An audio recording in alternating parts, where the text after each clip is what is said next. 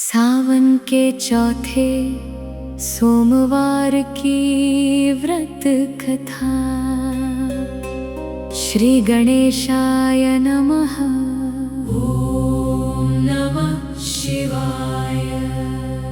एक समय की बात है, धर्मराज युधिष्ठिर ने भगवान श्री कृष्ण से पूछा, हे प्रभु, सावन मास के सोमवार का व्रत अत्यंत पुण्यदायी माना जाता है। कृपा करके मुझे सावन के चौथे सोमवार की व्रत कथा सुनाइए, जिससे मनुष्य भगवान शिव और माता पार्वती की कृपा प्राप्त कर सके। तब भगवान श्री कृष्ण बोले, हे धर्मराज, सावन का महीना भगवान शिव को अत्यंत प्रिय है। जो मनुष्य श्रद्धा और भक्ति से सावन के सोमवार का व्रत करता है, शिवलिंग पर जल और बेलपत्र अर्पित करता है तथा भगवान शिव का स्मरण करता है, उसके जीवन के अनेक कष्ट दूर होते हैं। अब मैं तुम्हें एक प्राचीन कथा सुनाता हूँ।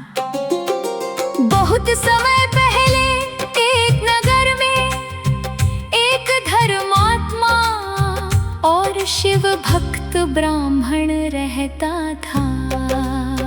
वह प्रतिदिन भगवान शिव की पूजा करता और प्रत्येक सोमवार को श्रद्धा पूर्वक व्रत रखता था।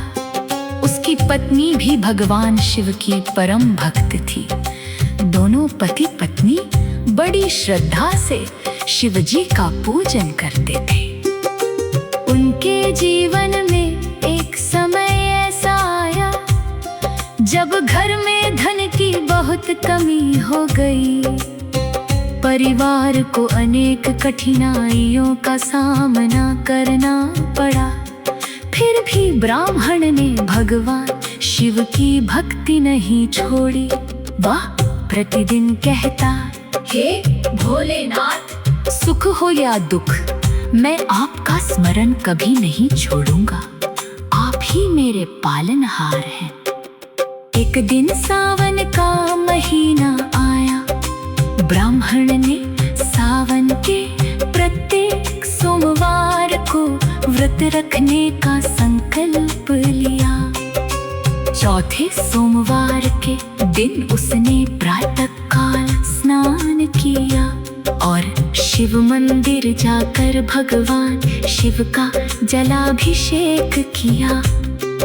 उसने शिवलिंग पर बेलपत्र, पुष्प और धतूरा अर्पित किया तथा ओम नमः शिवाय मंत्र का जाप किया। पूजा समाप्त करके वह घर लौट रहा था। रास्ते में उसे एक वृद्ध साधु मिले।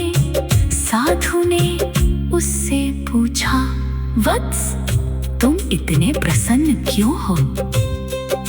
ब्राह्मण ने हाथ जोड़कर कहा, महाराज, आज सावन का चौथा सोमवार है।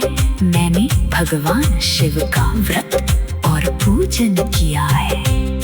मुझे विश्वास है कि मेरे भोलेनाथ मेरे परिवार की रक्षा अवश्य करेंगे। साधु मुस्कुराए और बोले, वत्स, सच्ची श्रद्धा से किया गया शिव पूजन कभी व्यर्थ नहीं जाता। भगवान शिव अपने भक्त की परीक्षा अवश्य लेते हैं, परंतु अंत में उसका कल्याण करते हैं। तुम अपने व्रत और विश्वास को कभी मत छोड़ना। इतना कहकर साधु वहां से चले गए। ब्राह्मण जब घर पहुंचा तो उसने देखा कि उसके घर के बाहर एक व्यक्ति खड़ा था। वह ब्राह्मण को पहचानता था।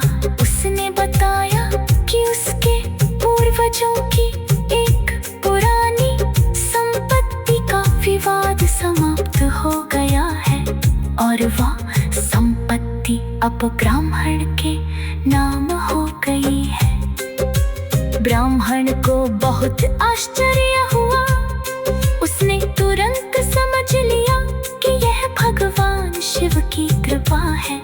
उसकी आंखों से आंसू बहने लगे और उसने हाथ जोड़कर कहा, हे महादेव, आपने अपने भक्त की लाज रख ली।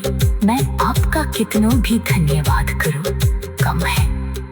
उस दिन से ब्राह्मण का जीवन धीरे धीरे सुख और समृद्धि से भरने लगा। लेकिन उसने धन मिलने के बाद भी भगवान शिव की भक्ति नहीं छोड़ी।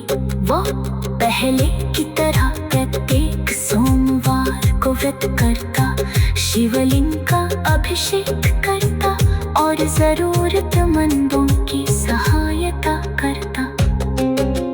कुछ समय बाद उसके घर में संतान का जन्म हुआ।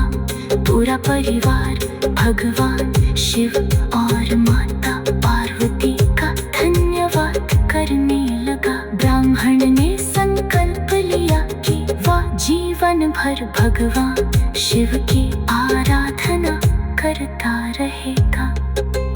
भगवान शिव ने प्रसन्न होकर उसे दर्शन दिए और कहा, वत्स, जो मनुष्य श्रद्धा, संयम और सच्चे मन से मेरी पूजा करता है, मैं सदैव उसके साथ रहता हूँ।